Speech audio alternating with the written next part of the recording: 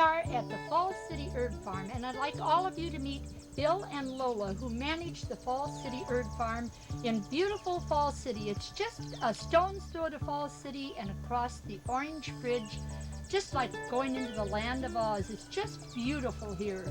This is Lola and her husband Bill.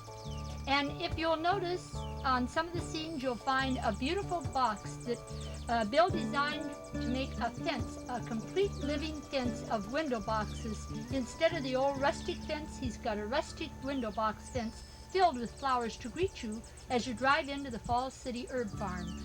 And now I think we can go outside. As you see here, all the beginning of the herbs that you will find outside ready for you to come and purchase and start your own herb garden. Because just remember, you walk on your health when you have herbs in your garden.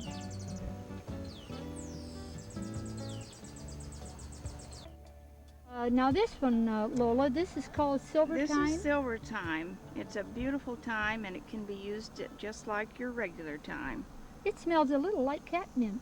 Oh, it's a thyme. Oh, I just love it. And it's such a pretty little flower. Color, isn't it?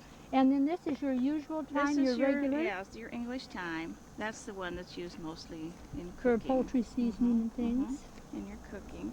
And then smell of this one. This is the lemon thyme. That's beautiful. That is delicious. And it's a beautiful color. I could just eat that right here in the garden. I know, isn't that nice? That is beautiful.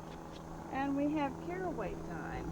Now this is a low grower, but it smells and tastes just like caraway. New?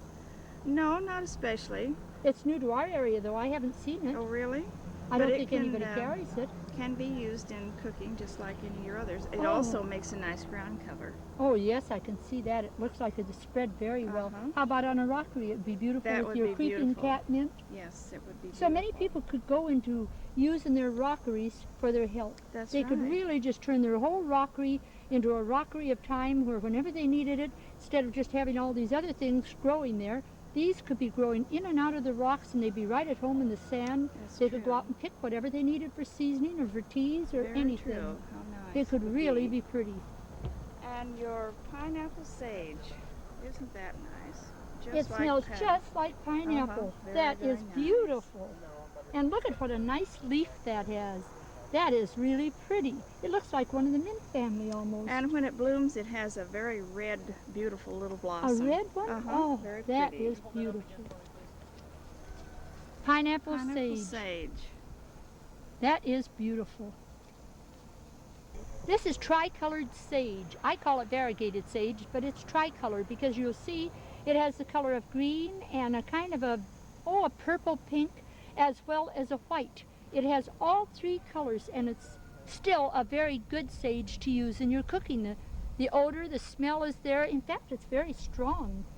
Generally, when things have colors, they lose their strength, but that is very strong. It's very strong, and here's another one that's the I love this one. This is a beauty. I have this growing as a border along my sidewalk. I have this, and I have some of the smaller sages. And this, everybody wants to know what it is. I know, isn't it pretty? It is just beautiful. It is. Those that have golden and tricolor add so much to the herb. It's it just is a bonus. That's all it is. Here's your regular sage, so all three together would just make a beautiful that would be. Patch.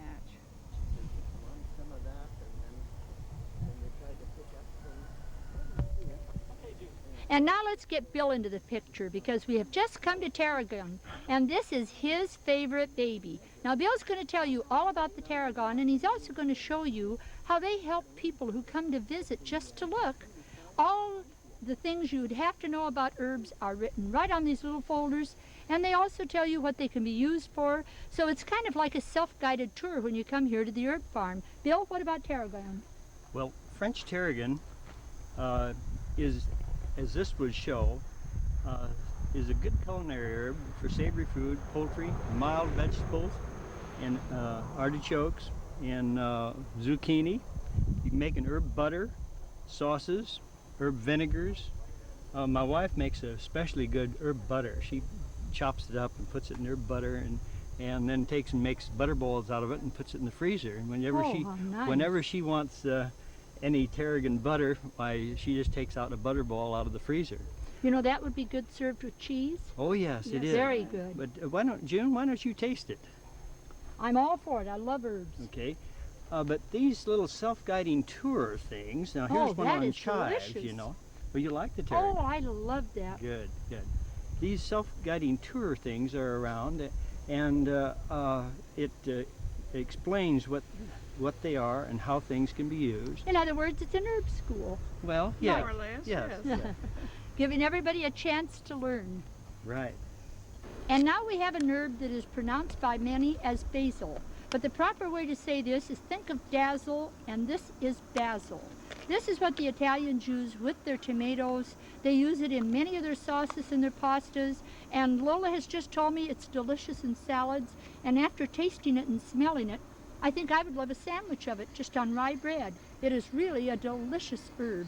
And basil is something you can grow all summer, and then it's gone in the winter, right? That's right. It's just an annual herb, but it is so beautiful. It would actually make a nice accent between your tomatoes, where you could pick it to use with your tomatoes.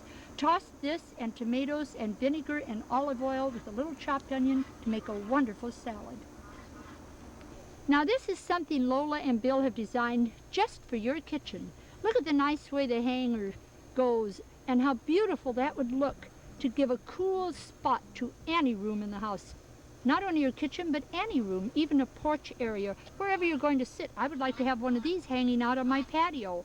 They're simply beautiful. There's everything in here. What do you have in this one, Lola? Well, there's Greek oregano, and there's thyme, and these are garlic chives Oh, beautiful. and parsley. Everything's ready to put in a salad. Everything's ready to put in your salad, and it's always best to keep using on them. Keep them pinched back so that they get fuller and bushier. And Well, when you pinch the top, they get wider. yes, right. You always pinch back to the next two leaves. Now, and they how get about wider. watering these? How often would people have to water? Well, it all depends on the weather and the situation, but keep them moist but not overly watered. These would actually do real well on a porch overhang. Yes, they would. They would be Very, beautiful very and nice. add so much to welcome a person coming to visit. That's Why, they're true. simply just beautiful. And this is something, she has one and I have one. Have you got a larger size there? No, this is the larger one here. These are Italian pots, just made for herbs. They are handmade Italian pots in two sizes. She's holding the larger one and I'm holding the smaller one. And these are simply beautiful. These would accent anybody's doorstep. They would certainly look beautiful on a front porch to greet your company. And now we'd like to conclude the segment of the Fall City Herb Farm with a real pretty picture of this honeysuckle. This honeysuckle is 7 years old, and it's the real old-fashioned kind. And it grows so beautifully here amongst the herbs. It does its share by bringing the bees to the honeysuckle and sharing them with the herbs for pollinization. Each one of them have a place in the Fall City Herb Farm. So if you'd like to get away for a day and just get out where nature is for you and your health, come out to visit the Fall City Herb Farm. You and your health will be glad you did.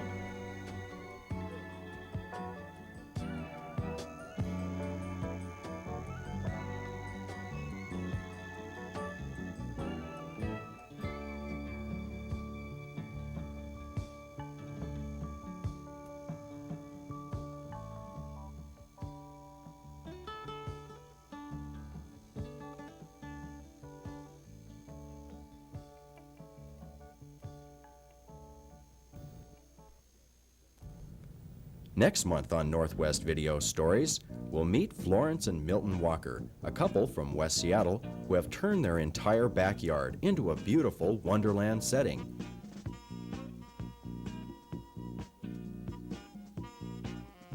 We'll discover the natural gardens of lakes, mountains, and streams which took over 23 years to create. And also next month, join us as we tour Headquarters House. This historic building is the meeting spot for gardeners everywhere.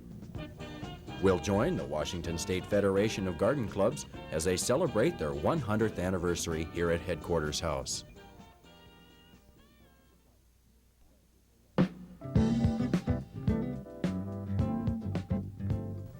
Thank you for watching Northwest Video Stories. This program has been made possible and produced by Video Stories Incorporated, Mercer Island, Washington. Remember, if you too have a story of community interest for showing on cable TV, please be sure to let us know here at Video Stories Incorporated.